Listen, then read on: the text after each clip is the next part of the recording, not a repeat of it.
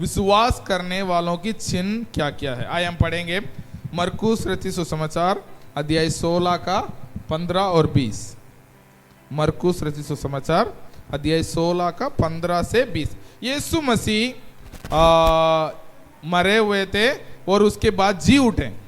यीशु मसीह मरने के बाद जी उठे थे, तब स्वर्ग जाने से पहले, स्वर्ग जाने से पहले, इधर ध्यान से सुनिए, यीशु मसीह स्वर्ग जाने से पहले कुछ बातें अपने चेलों को बताए थे।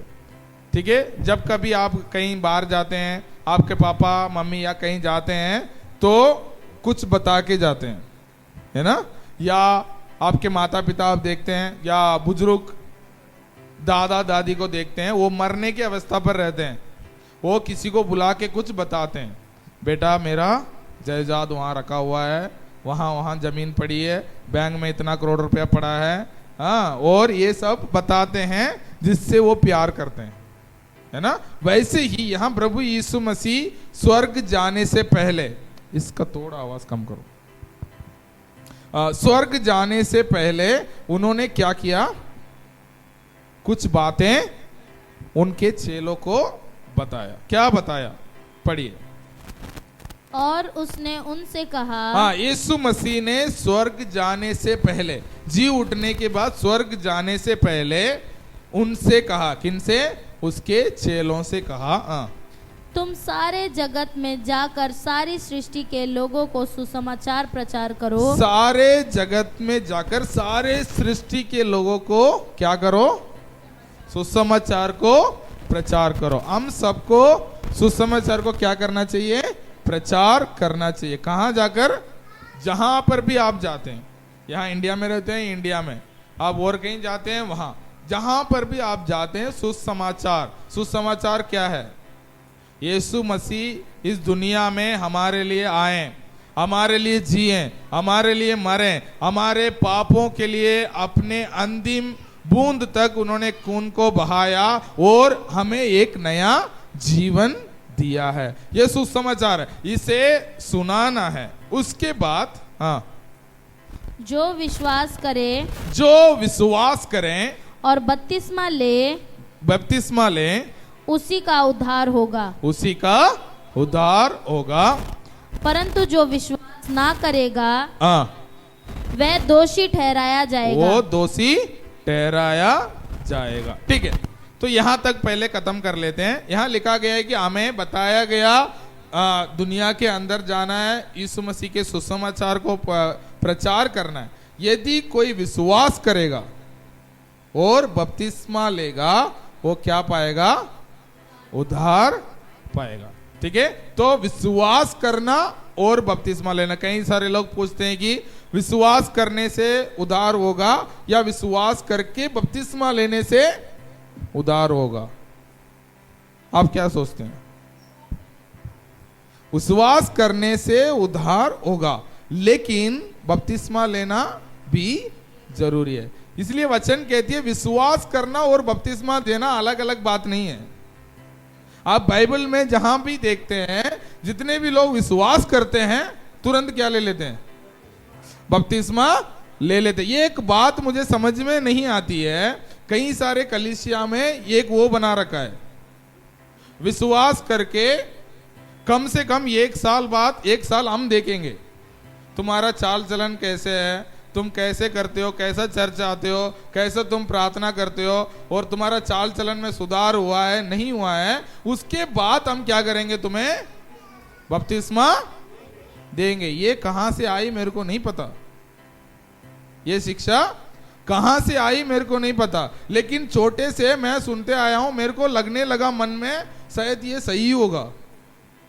कई बार हमें क्या लगता है, जो भी आप सुनते आ रहे हैं वो आपको सही लगने लग जाता है, लेकिन सही वो होता है जो परमेश्वर का वचन में लिखा गया है। परमेश्वर के वचन में कहीं भी नहीं लिखा है कि आप पहले विश्वास करो, उसके बाद 1 साल इंतजार करो, उसके बाद आप क्या ले लो, बपतिस्मा ले लो। परमेश्वर का वचन में क्या लिखा है, एक वचन पढ़ेंगे, प्रेरित का पुस्तक अध्याय 2:38 पढ़िए। प्रेरित 2:38। पतरस ने उनसे कहा, पतरस प्रचार कर रहा था, उनसे कहा मन फिराओ मन फिराओ और तुम में से हर एक अपने अपने पापों की क्षमा के लिए यीशु मसीह के नाम से बपतिस्मा ले, तो तुम पवित्र आत्मा का दान पाओगे। पवित्र आत्मा का दान पाओगे। ठीक है, 41 पढ़ो। अतः जिन्होंने उसका वचन ग्रहण किया, उन्होंने बपतिस्मा लिया और उसी दिन 3000 पुरुषों के लगभग उनमें मिल गए। हाँ, उसी दिन 3000 के लोगों के लगभग किसमें मिल गए? उनमें, कलीसिया में, विश्वास करने वालों में मिल गए हैं। हालेलुया। तो यहां क्या हो रहा है? जितनों ने विश्वास किया, कब बपतिस्मा लिया? कब बपतिस्मा लिया? उसी दिन। किस दिन 3000 लोग जुड़ गए? उसी दिन 3000 लोग जुड़ गए। जिस दिन उन्होंने विश्वास किया, उसी दिन उन्होंने क्या कर दिया? बपतिस्मा लिया। लेकिन आजकल के लोग क्या है, वो धर्म को बचाने के लिए लगे पड़े हैं।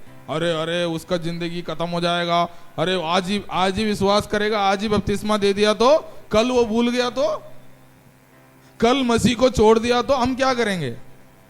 ऐसा सोच लिए होते। उस दिन 3000 लोग नहीं जुड़े होते हैं। वहां लिखा गया जितने लोग विश्वास किया है उतने लोग तुरंत क्या ले लिए? बपतिस्मा ले लिए। एक और वचन पढ़ेंगे।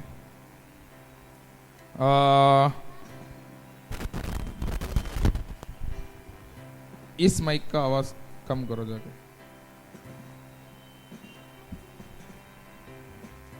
पूरा कम करो। ठीक है, पढ़िए। प्रेरित अध्याय 16 का 30 से 33।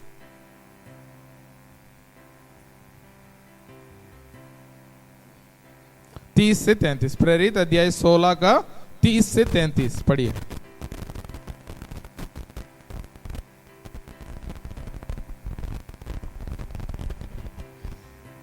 और उन्हें बाहर लाकर कहा, हे सज्जनों, उद्धार पाने के लिए मैं क्या करूं? हाँ। उन्होंने कहा, प्रभु यीशु मसीह पर विश्वास कर तो तू और तेरा घराना उद्धार पाएगा। हाँ। और उन्होंने उसको और उसके सारे घर के लोगों को प्रभु का वचन सुनाया। रात को उसी घड़ी उसने उन्हें ले जाकर उनके पांव धोए और उनसे अपने सब लोगों समेत तुरंत बपतिस्मा लिया। हाँ, उन्होंने क्या किया? यहाँ एक जेलर के बारे में है ना, पौल और सिलास को जेल में रखा गया था और उस दिन वो आराधना कर ही रहे थे। उस टाइम में उनके बंधन सब टूट गई। उसके बाद वो जेलर को लगा ये लोग भाग गए, लेकिन पौल और सिलास भागे नहीं, वहीं बैठे थे। तब उन्होंने बोला हमें उद्धार पाने के लिए क्या करना चाहिए? उन्होंने बोला विश्वास करो प्रभु के नाम पर, तुम और तुम्हारे घराना उद्धार पाएगी। जिस दिन उन्होंने विश्वास किया उसी दिन उन्होंने क्या लिया? बपतिस्मा लिया। हालेलुया। तो बपतिस्मा लेना और विश्वास करने का दूर कितना होना चाहिए? एक ही दिन, या ज्यादा से ज्यादा चलो उस दिन कपड़ा लेके नहीं आए तो अगले हफ्ते तक जा सकते हैं। अगले हफ्ते कपड़ा लेके आना है, फिर बपतिस्मा दे देना। तो इसका मतलब वचन में लिखा गया है कि इसलिए क्योंकि उस टाइम के लोग क्या विश्वास करते थे? बपतिस्मा लेना और विश्वास करना एक ही बात है। जो विश्वास किया वो बपतिस्मा ले लेते थे। इसलिए लिखा है कि जो विश्वास करके बपतिस्मा लेगा तो उद्धार पाएगा। उसके बाद लोगों ने क्या बना दिया? एक नई शिक्षा बना दी। अरे बपतिस्मा लेने के बाद कुछ दिन तक हम क्या करेंगे? तुम्हारी सारे चीजें देखेंगे, पहले हम तुम्हें सुधारेंगे, उसके बाद तुम्हें क्या देंगे? बपतिस्मा देंगे। ऐसा नहीं है। परमेश्वर का वचन कहती है जितनों ने विश्वास किया, बाइबल में जितना भी आप घटना ले लो, कितना भी बपतिस्मा के बारे में लिखा गया है, वो विश्वास करते हैं, उसके बाद क्या कर लेते हैं? बपतिस्मा ले लेते हैं। उसके बाद दोबारा हम जाते हैं मरकुस अध्याय 16 का 15 हमने पढ़ लिया, शायद 16।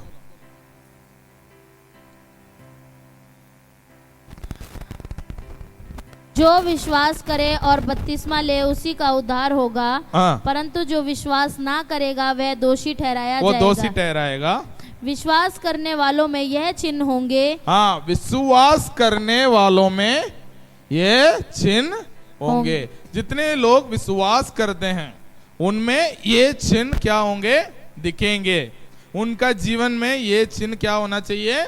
दिखना चाहिए। क्या क्या चिन्ह है? कि वे मेरे नाम से दुष्ट आत्माओं को निकालेंगे। हाँ, वह मेरे नाम से दुष्ट आत्माओं को निकालेंगे। ये किसका चिन्ह है? विश्वास करने वालों का चिन्ह है। विश्वास करने वाले मतलब पास्टर तो नहीं है ना? हाँ, विश्वास करने वाले मतलब पास्टर लिखा है क्या? हाँ, वहां लिखा है विश्वास करने वाले, मतलब जितने भी लोग प्रभु यीशु मसीह पर विश्वास करते हैं उनका चिन्ह क्या होगा? वो दुष्ट आत्माओं को निकालेंगे। हालेलुया। आजकल कलीसिया में क्या हो जाता है? स्पेशलिस्ट हो जाते हैं। अच्छा, कलीसिया में ये व्यक्ति है दुष्ट आत्मा वाला स्पेशलिस्ट है। जैसा डॉक्टर के पास जाते हैं, आंख का स्पेशलिस्ट, कान का स्पेशलिस्ट, नाक का स्पेशलिस्ट, जैसा कलीसिया में भी इन लोगों ने डिपार्टमेंट बना लिया। अच्छा, ये व्यक्ति है, ये सिर्फ दुष्टात्मा के लिए प्रार्थना करेगा। ये व्यक्ति है, सिर्फ चंगाई के लिए प्रार्थना करेगा। ये व्यक्ति है, दूसरा वाला चीज के लिए प्रार्थना करेगा। ऐसा नहीं है। यहां लिखा है विश्वास करने वाले के चिन्ह ये होंगे। जितने भी लोग प्रभु यीशु मसीह पर विश्वास करते हैं उनका चिन्ह, पहला चिन्ह क्या है? वो दुष्ट आत्माओं को निकालेंगे। हालेलुया। तो यदि आप प्रभु यीशु मसीह पर विश्वास करते हैं, चाहे वो छोटा हो वो बड़ा हो, यहां ना लिखा है छोटा बड़ा, यहां ये नहीं लिखा है पास्टर विश्वासी, यहां लिखा है विश्वास करने वाले के चिन्ह ये होंगे। वो क्या करेंगे? दुष्ट आत्माओं को निकालेंगे। ठीक है, तो क्या करेंगे? विश्वास करने वाला का पहला चिन्ह क्या है? वो दुष्ट आत्माओं को निकालेंगे। इसका मतलब क्या है? आपके पड़ोसी के पास, पड़ोसी को दुष्ट आत्मा सता रहा है, तुरंत मेरे को फोन नहीं करना है। क्या करना है? निकाल देना है। यदि आप विश्वास करते हैं तो क्या कर देना है? तुरंत निकाल देना है। बोलना है यीशु मसीह के नाम से निकल।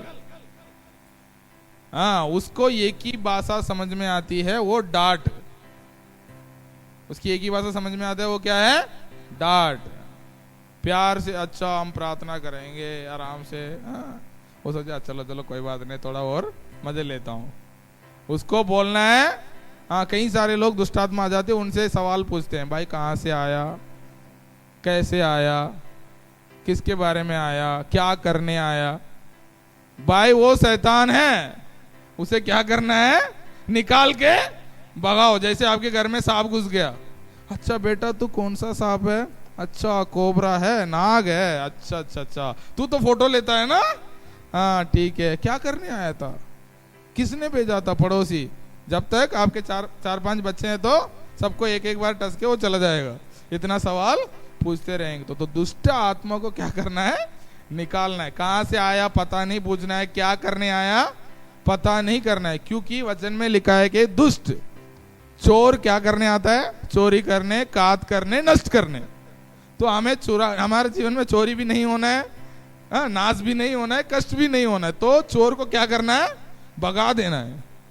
तो उस व्यक्ति दुष्ट आत्मा के बारे में आप सुनते हैं तो विश्वासी का काम क्या है? उसे निकाल देना है, उस व्यक्ति को आजाद करना है। समझ में आ रहा है? हाँ, तो ये बात आपको याद रखना। यदि कोई व्यक्ति परेशान है, दुष्ट आत्मा से परेशान है, उनका जीवन में सताव हो रही है, तो आप प्रार्थना करके उसे निकाल सकते हैं। उसे अधिकार मैंने नहीं दिया। किसने दिया? यीशु मसीह ने। यीशु मसीह ने बोला ना, विश्वास करने वालों के चिन्ह ये होंगे।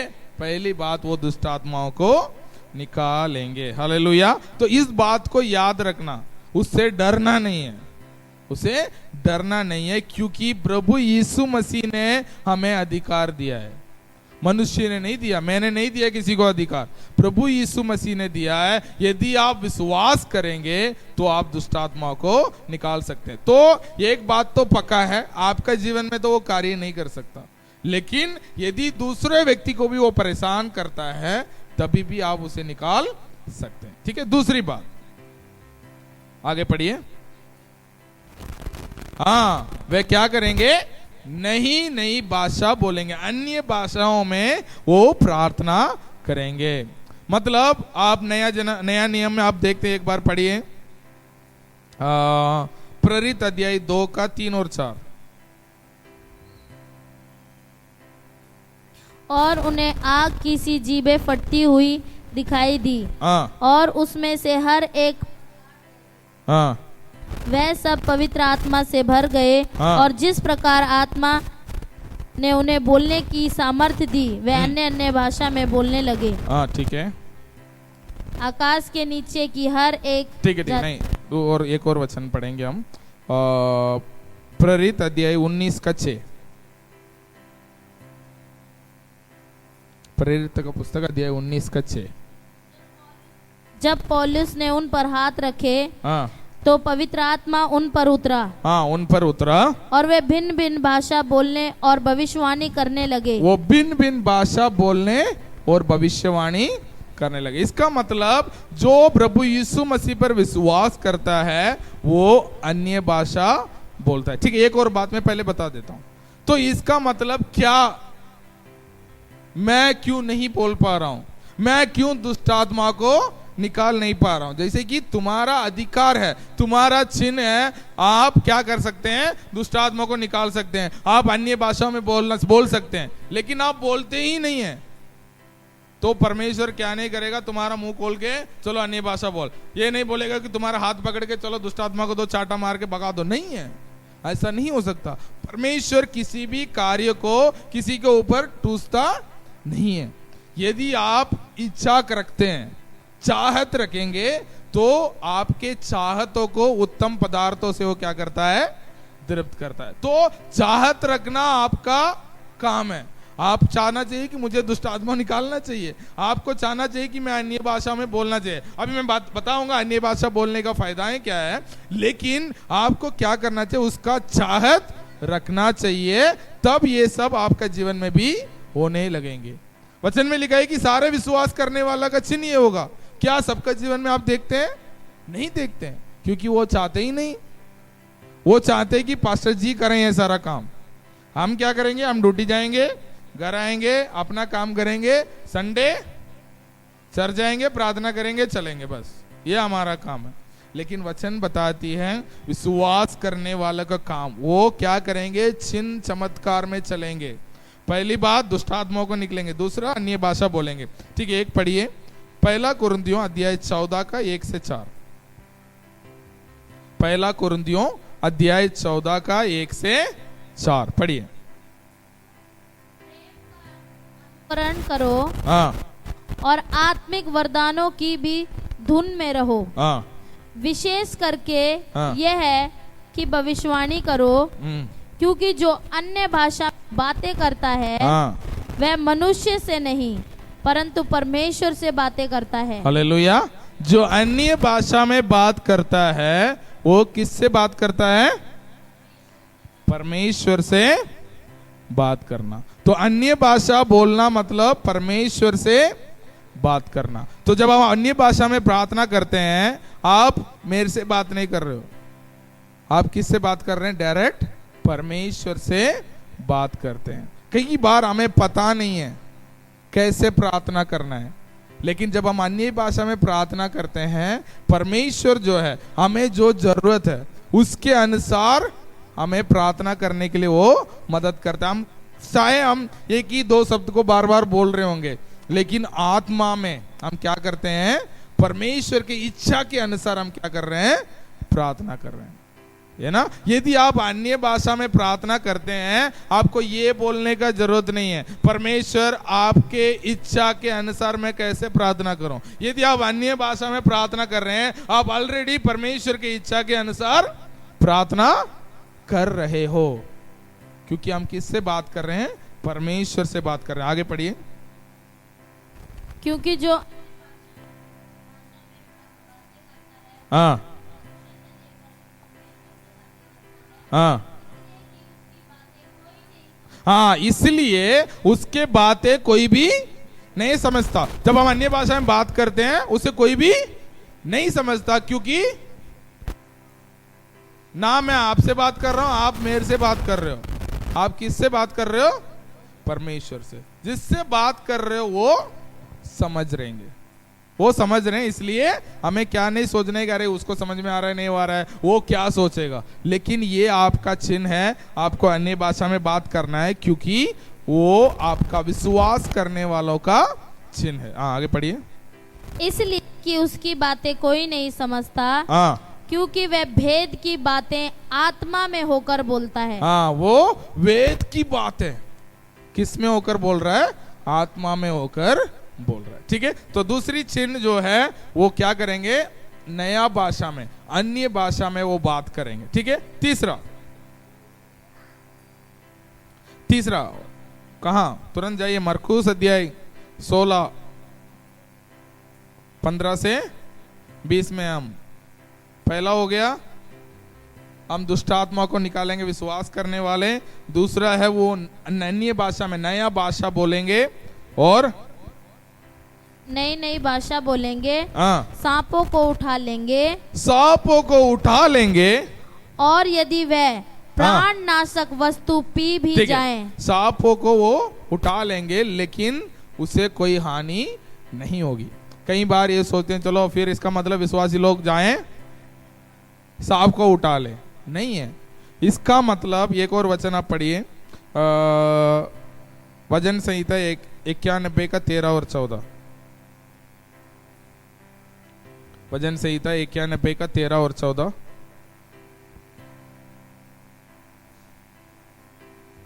जल्दी जल्दी जो ले लिया वो तू पढ़िए। सिंह और नाग को कुचले, हाँ, तो सिंह और नाग को कुचलेगा, हाँ, अजगर को लताड़ेगा। आगे पढ़ो। उसने जो मुझसे स्नेह किया है इसलिए मैं उसे छुड़ाऊंगा, मैं उसको ऊंचे स्थान पर रखूंगा, मैं उसे ऊंचे स्थान पर रखूंगा, क्योंकि उसने मेरे नाम को जान लिया है। हाँ, उसने मेरे नाम को जान लिया है, हाँ, मैं उसकी सुनूंगा। मतलब परमेश्वर जो है हमें सुरक्षा देते हैं। इसका मतलब जो प्रभु यीशु मसीह पर विश्वास करते हैं, इसका मतलब उनका सुरक्षा में चलना उनका चिन्ह है। मतलब सांप को उठा लेंगे, मतलब इतना भी मुश्किल परिस्थितियां दुनिया में गुजर रहे होंगे, उसके आसपास में चल रहे होंगे, लेकिन फिर भी मसीह लोग सुरक्षा में रहेंगे, क्योंकि परमेश्वर उनको सुरक्षा देगा। यदि आपने सांप को उठा लिया मतलब वो टसेगा, मतलब काटेगा, लेकिन वचन कहती है कि उसे कोई हानि नहीं होगी, क्योंकि परमेश्वर उनको बचाता है। क्योंकि हम रोज का जिंदगी में ऐसे परिस्थिति में हम गुजर रहे हैं, बहुत मुश्किल परिस्थिति में हम गुजरते हैं। दुर्घटना, जैसे उन्होंने बोला था मिशन, पिछले दिनों में मैंने बोला था एक्सीडेंट के बारे में। लेकिन ऐसे परिस्थिति में भी परमेश्वर क्या करते हैं? विश्वास करने वालों को बचाते। एक और वचन आप पढ़िए, प्रेरित का पुस्तक अध्याय 28 का 3 से 10 है, लेकिन आप पढ़िए 28 का 5। तब उसने सांप को आग में झटक दिया और उसे कुछ हानि ना पहुंची। तो पौलोस जो है वहां एक झाड़ी नहीं, आइलैंड को क्या बोलते हैं, एक महाद्वीप में हाँ फंसे हुए थे। तो वहां ये लोग सब लोग क्या कर रहे हैं? आग तापने के लिए बैठे हुए थे। घर में जाके पढ़ सकते हो। तो बैठे हुए तो वहां से अंदर से एक सांप निकल के आके इसके हाथ में टस लिया, मतलब पकड़ लिया। तो यदि आप उस पूरे अध्याय को पढ़ते हैं, सब लोग सोच रहे हैं यार एक तो ये दुर्घटना में फंसे थे पानी में, उनको एक महाद्वीप मिला है जिसमें बचे हुए हैं।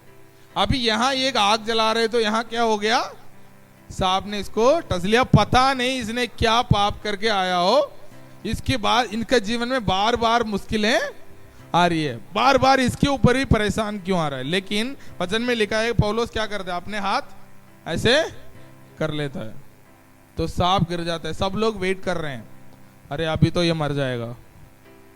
वेट करते रहे कैसे ऐसे देख रहे हैं, भाई कब मरेगा कब मरेगा। वो तो अपने चाय लिया, चाय पिया, अपने काम में चला गया।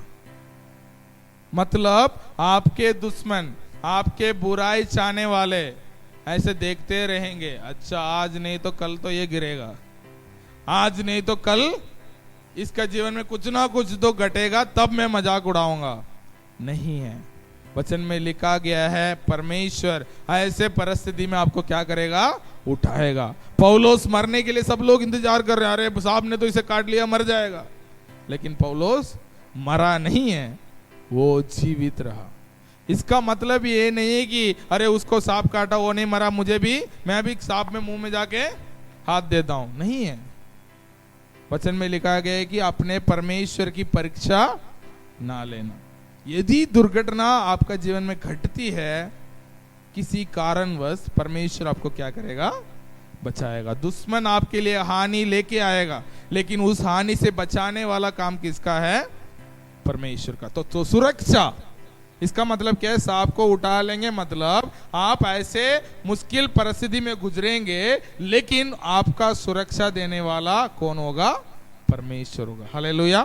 तो पहली बात दुष्ट आत्मा को निकालेंगे, दूसरी बात अन्य भाषाओं में बोलेंगे, तीसरी बात वो मुश्किल परिस्थिति में गुजरेंगे, लेकिन सुरक्षा कौन देगा, परमेश्वर देगा। हालेलुया। चौथा, और यदि वह प्राण नाशक वस्तु पी भी जाए तो भी उसकी कुछ हानि ना होगी, फिर भी उसकी कुछ हानि ना होगी। चलो कल चोहे की दवाई मंगाते हैं, ग्लास में घोल के सब पीते हैं, वो नहीं है, वो बेवकूफी है, उसे विश्वास नहीं कहते हैं। लेकिन गलती से किसी ने चूहा के लिए दवाई रखा हो, आपने उठा के खा लिया हो, परमेश्वर सुरक्षा देने के लिए उस मतलब सामर्थ्य है। परमेश्वर के लिए कोई भी ये चीज असंभव नहीं है। लेकिन ऐसा नहीं है, तो यीशु मसीह से आके शैतान ने क्या बोला, अरे तुम तो परमेश्वर का पुत्र है, ऊपर से नीचे कूद जाओ, तेरा तो कौन सुरक्षा देगा, स्वर्गदूत तुम्हारे पांव के नीचे आके हाथ रख देंगे, तुझे कुछ भी नहीं होगा। वो सच है, लेकिन वो कह रहा है बोल के मैं ऊपर से थोड़ी कूदूंगा। हाँ, मैं गाड़ी चलाऊंगा, तब कोई मुझे टोकने आ गया तो परमेश्वर मुझे बचाएगा। नहीं, मैं तो 180 में चलाऊंगा, जाके डंपर में टोक दूंगा, परमेश्वर आके मुझे बचा लेगा। वो नहीं है, उसे विश्वास नहीं कहते हैं, उसे बेवकूफी कहते हैं। तो विश्वास ये है, मैं गाड़ी चलाता हूं तो मेरे सुरक्षा देने वाला कौन है, वो मेरा परमेश्वर। मैं शुरू में नोएडा आता था, तो उससे पहले मैं बाइबल कॉलेज में वसंत कुंज में रहता था। तो बहुत सारे टीचर लोग हैं नोएडा में, जो भी आते हैं वो बीमार हो जाते थे। नोएडा में जो भी आते हैं बीमार हो जाते थे। तो मैं भी कभी कभी संडे में आता था, तो दिल्ली में इतना मच्छर नहीं होते, तो मैं नोएडा में आता था, शाम को जाते तो इतना मच्छर मेरे सर के ऊपर ऐसे चलती थी। उस टाइम में एक बीमारी नई नई आई थी, अभी तो बहुत पुराना हो गया, डेंगू। उसमें बहुत सारे लोग मर जाते थे। तो मैं भी नया नया आया, बहुत सारे टीचर लोग कभी बोलते हैं डेंगू है, कभी पेट में कुछ प्रॉब्लम है, कभी पथरी है, बहुत सारे प्रॉब्लम आती है जो भी नोएडा स्कूल में आता है। तो उस टाइम में मैंने निर्णय लिया मैं भी नोएडा स्कूल आऊंगा। तो बहुत सारे लोग बोले यार इतना स्कूल है दिल्ली में, तेरे को इतना अच्छा जगह है, तुझे नोएडा ही जाना है। हाँ, वहां तो जितने भी टीचर जाते हैं सब लोग बीमार हो जाते हैं, पानी खराब है, वो खराब है, खाना सही से नहीं है, पोल्यूशन है, सब कुछ है, आप यहीं रहो, यहाँ सही है। लेकिन जब से हम आए ना हमें पानी से कोई दिक्कत हुई है, ना हमें खाने से कोई दिक्कत हुई है, ना हमें मच्छर से कोई दिक्कत हुई है। डेंगू तो पता नहीं कैसा होता है, मेरे को पता भी नहीं है, लेकिन हाँ मैंने कई सारे लोग को डेंगू आते हुए मैंने देखा है, कमजोर हो जाते हैं, है ना, हड्डी वड्डी में दर्द होता है बोलते हैं, लेकिन हम भी उसी मच्छर का बीच में ही रहे। ऐसा नहीं कि हमें बहुत अलग से सुरक्षा मिली है, नहीं है। कई बार तो हम मच्छरदानी के बिना भी सोते हैं, लेकिन सुरक्षा कौन देता है? परमेश्वर। मतलब तो मेरा बोलने मतलब है, उस टाइम में बोलते थे बूढ़ा का पानी खराब है, मतलब प्राण को नाश कर सकता है वो पानी, ऐसे बोलते थे, क्योंकि हम जो पानी पीते हैं उससे हमें बीमार हम हो जाते थे। तो जब हम आए थे नोएडा, हम वही पानी पीने लगे, वही खाना वो लोग खाते थे वही खाने लगे, लेकिन हमें कोई हानि नहीं हुई। क्यों?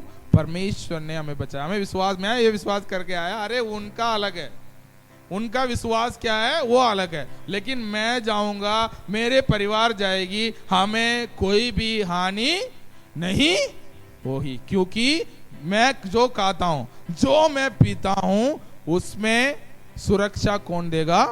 परमेश्वर देगा। आपके पड़ोसी के लिए उस पानी से खराबी हो रही होगी, उस वातावरण में दिक्कत हो रही होगी, लेकिन आपको नहीं होगी। क्यों? क्योंकि आप विश्वास करते हैं, उसका चिन्ह है। हालेलुया। तो ये आप ध्यान रखिए, मत सोचना अरे मैं वो खाऊंगा तो बीमार हो जाऊंगा, ये खाऊंगा तो वो हो जाएगी, नहीं है। आप विश्वास से, आपके सामने जो भी रखा गया है, विश्वास के साथ आप खा सकते हैं। प्रार्थना करके आप क्या करते हैं? आपको कुछ भी नहीं होगा। आप तो क्या क्या खाना इस दुनिया में खाते हैं, आप सोच नहीं सकते हैं। मैं मेरे घर में बहुत नखरा करता हूं, अरे ये नहीं खाऊंगा, वो नहीं खाऊंगा, सब्जी नहीं खाऊंगा, वो नहीं खाऊंगा, लेकिन मैं एक नया जगह में चला गया तो कोई जो भी मेरे को बना के रखेगा, मैं क्या करता हूं? प्रार्थना करके खा लेता हूं। एक जगह में तो मैं गया था, ऐसा खाना बनी हुई थी, तो मैं खा रहा था तो मेरे को उल्टी आ रही थी, मतलब नॉन वेज ही बना हुआ था और मुझे बहुत पसंद भी है, लेकिन बनाने का तरीका ऐसा था, मतलब थोड़ा सा कच्चा स्मेल आ रही है, कुछ कुछ आ रहा था। तो मैं, और मेरे से वो पूछ भी रहे हैं कैसा लग रहा है, मैं बोल रहा हूं अच्छा लग रहा है, बहुत अच्छा लग रहा है, और मेरे को उल्टी आ रही थी। ये होगा था शायद 6 या 7 साल होगा, मैं नया नया नोएडा आया था उस टाइम में। तो मैं खा रहा हूँ, हाँ, और मेरा दोस्त भी साथ में खा रहा था। वो कह रहा है भाई आज तो तेरा लूज मोशन होने वाला है। हम ऐसे बोल बोल के हम खा रहे हैं, खा के आ गए। मेरे को पक्का पता है, लेकिन आज कुछ तो होने वाला है, क्योंकि मैंने कभी ऐसा खाना खाया नहीं, लेकिन मैं खा के आया, उनको प्रार्थना करके आया, क्योंकि वो खुशी के साथ बनाए थे, है ना, वो खुशी के साथ बनाए थे। तो हम धन्यवाद देके खाते हैं, परमेश्वर को धन्यवाद दिया, खा लिया, लेकिन आपको कुछ भी नहीं हुआ। आप देखते हैं विश्वास के साथ लोग अफ्रीका में मिशनरी बन के जाते हैं, दुनिया के अलग अलग जगह में, अफ्रीका में जाते हैं लोग मिशनरी बन के। वहां के खाना, जो चाइना में मिशनरी बन के जाते हैं, मान के चलो मैं चाइना में मिशनरी बन के चला गया, चाइना में लोग कैसे खाते हैं पता है? कीड़े मकोड़े तो आपके सामने सारा फ्राई करके रख देंगे, इतना बोलेंगे कि आपके लिए हम बहुत स्पेशल खाना तैयार किए हैं। तो आप क्या करोगे? मेंढक फ्राई। तो मतलब, मेरा बोलने का मतलब है, यदि ऐसे भी चीज हैं लेकिन आप विश्वास के साथ खाते हैं, है ना, तो मतलब, तो इधर बोलने का मतलब है आप प्राण क्या लिखा है, नाशक भी आप पी जाते हैं, वो भी आपको कुछ भी हानि नहीं पहुंचाएगी, क्योंकि आप विश्वास करते हो। ठीक है, तो विश्वास और बेवकूफी में आपको ध्यान रखना चाहिए। लेकिन आप गलती से, आपका जीवन में ऐसा घटती है, लेकिन आपको सुरक्षा परमेश्वर देते हैं। एक पढ़िए, लूका 10:8, लूका 10:8। जिस नगर में जाओ और वहाँ के लोग तुम्हें उतारें, हाँ तो जो कुछ तुम्हारे सामने रखा जाए वही हाँ, खाओ। जब आप सुसमाचार सुनाने के लिए, जब किसी के लिए प्रार्थना करने के लिए, आप किसी के लिए घर में आप गए हुए हो, जहां पर भी आप जाते हैं, जो भी आपके सामने रखा गया, हाँ उसे क्या करना है? खाओ, वही खाओ। पूरा पढ़िए। जिस नगर में हाँ हाँ, और आगे? हाँ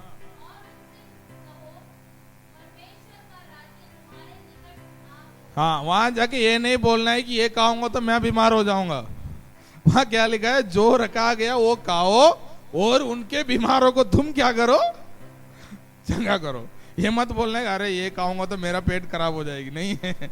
वहां आपका विश्वास से प्रार्थना के साथ आप खाओ, जो भी आपके सामने रखा गया है उसे खाओ, परमेश्वर को धन्यवाद दो, और वहां कोई बीमार है उन्हें चंगा करो। कहीं साहब बोलते मेरे को याद आ गया, तो शायद 2001 या 2 तब मैं हॉस्टल में था, आश्रम में मैं पढ़ाई करता था, तो अनाथ लोग को जहाँ पढ़ाते थे वहाँ पढ़ा था। तो एक दोस्त जो है बेंगलोर में पढ़ने गया, एक दोस्त नहीं है, एक सर है, तो वो बेंगलोर में पढ़ने गए हैं, पढ़ के आए थे एक दिन, तो उन्होंने लेके आया स्नेक पिकल। क्या लेके आया? हाँ, सांप की अचार लेके आया। वो तो बहुत टेस्ट करके खा रहे हैं। मैंने बोला आप खा क्या रहे हो? उन्होंने बोला सांप की अचार है। मैंने बोला सांप का भी अचार होता है? ठीक है, मैंने खाया नहीं खाया अभी नहीं बताऊंगा, पर्सनली बताऊंगा बाद में। तो मतलब जो भी ऐसे लोग बहुत सारी चीज खाते हैं, है ना। लोग हमें क्या करना चाहिए? आपको सामने जो रखा गया विश्वास के साथ प्रार्थना करके खाओ, जो भी है आपको कोई भी नाश नहीं कर सकता, क्योंकि परमेश्वर आपके साथ है। ठीक है, 5वां मरकुस, तुरंत मरकुस में चला जाना है। हमारे जो वचन है वहां 16 का शायद 33 होगा, नहीं 16 का 18। हाँ,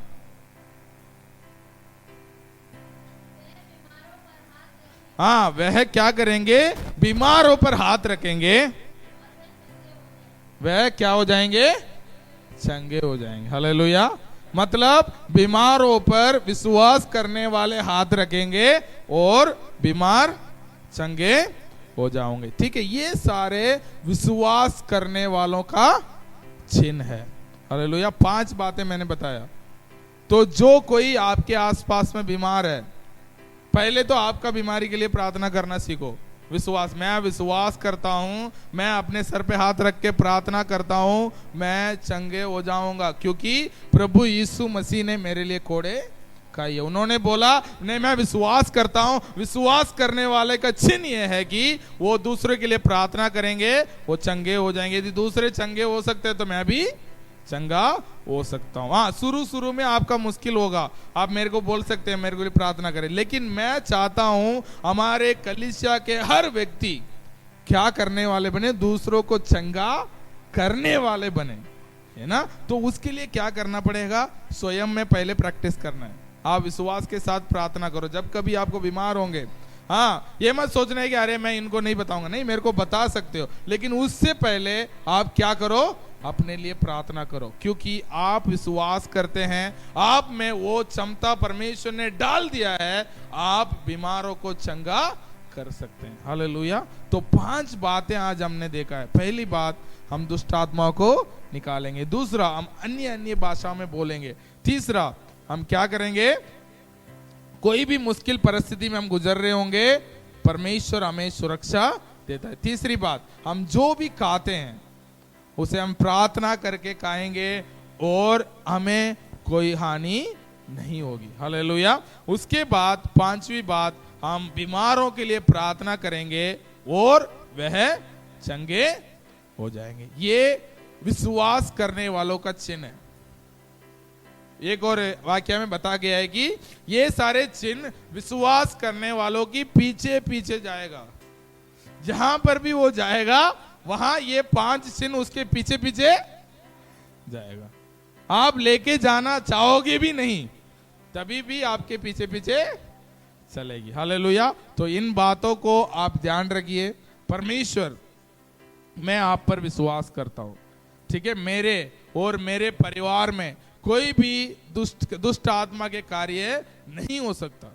आपके घर में, आपके परिवार में, आपके पड़ोसी में कोई भी ऐसा तकलीफ में है, परमेश्वर ने आपको अधिकार दिया है। आप उनको प्रार्थना करके उनको छुटकारा दिला सकते हैं। हालेलुया। ये विश्वास करने वालों को चिन्ह है। तो इस बातों को अपने घर जाइए, दोबारा पढ़िए, दोबारा इसको अध्ययन कीजिए। जब तक आपके जीवन में ये सारे चिन्ह कार्य करने लगना जाए, तब तक इसे बार बार पढ़ते रहिए। परमेश्वर, ये 5 बातें मेरे जीवन में होना चाहिए, मेरे जीवन में होना चाहिए। मेरे जीवन की सुरक्षा आपके हाथ में है।